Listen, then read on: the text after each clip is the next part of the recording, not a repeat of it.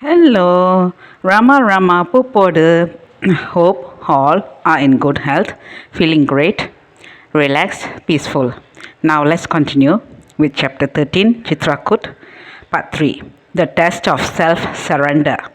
A narrow room was got ready for Ramdas, in which he found a wooden cot with a quilt on it and an earthen pot filled with water. He was handed over to the charge of Swami Rama Anand, an old sannyasi who attended to his needs. The childlike nature of the sannyasis in this ashram was wonderful.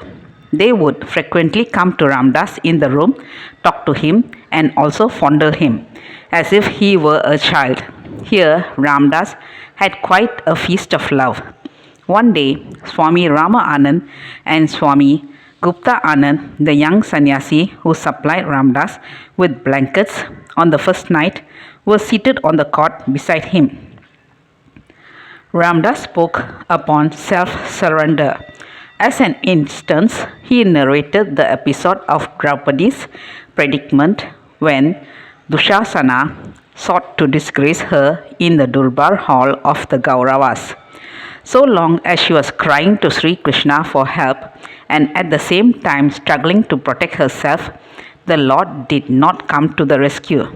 At last, realizing her folly, she lifted up her hands in absolute surrender and called Krishna. And that moment he saved her. When Ramdas came to mention about Draupadi's self-surrender in the narration, Swami Gupta Anand, who was listening with great concentration, was so overpowered with emotion that he burst into tears. Also, Swami Ram Anand's eyes moistened. In Gupta Anand's company, Ramdas one day ascended the famous Kamtanath hill, which stood in front of the Pilikoti ashram. Some Hindus consider it as a sacrilege to tread on the hill, which is held sacred, because Sri Ramachandra and Sita Devi are said to have resided on it in the ancient days. The hill was about 500 feet above his base. There are no structures or any relics on them.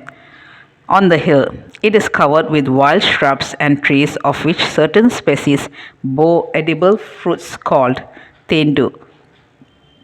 While descending, Ramdas ran down a dried up water course sprinkled with smooth and rounded boulders. Another day, a sannyasi from Kashi took Ramdas out for a walk round the famous hill. On going some distance, both sat on a raised stone platform beneath a tree. Here, the sannyasi confided to Ramdas his condition. Maharaj, he said, I have been for nearly 30 years in this line of sannyas, but still my mind is perfectly hopeless.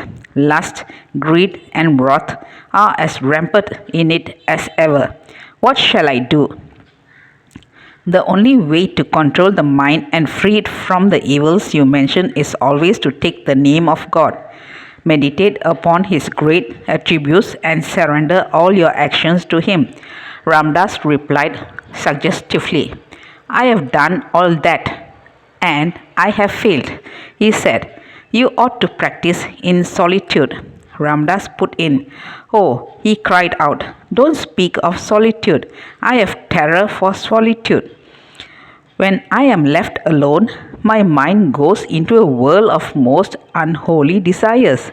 So I am running after saints. In their society, I have peace. But I know I should not solely depend upon external aids for attaining peace. As such, peace cannot be permanent. He stopped and looked at Ramdas for the solution of his problem. What you say is right. Ramdas now spoke at length.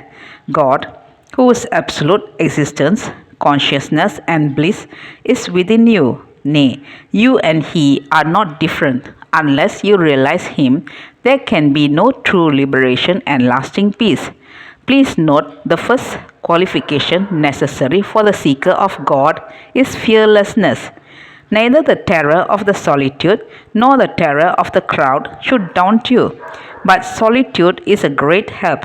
Know that God, who dwells in you, is almighty. Seek his assistance by constant remembrance, meditation, and prayer. Then, in his mind is bound to come under control. The evil passions must depart from it. Forget not the central truth that God is seated in your own heart. Don't be disheartened by failures at initial stages. Cultivate the spirit of surrender to the workings of His will in you and outside you until you have completely surrendered up your ego sense and have known He is in all and He is all, and you and He are one. Be patient. The path of self discipline that leads to God realization is not an easy path. Obstacles and sufferings are on the path. The latter you must bear, and the former overcome, all by His help. His help comes only through concentration. Repetition of God's name helps concentration. The sannyasi heard Ramdas silently and put no more questions.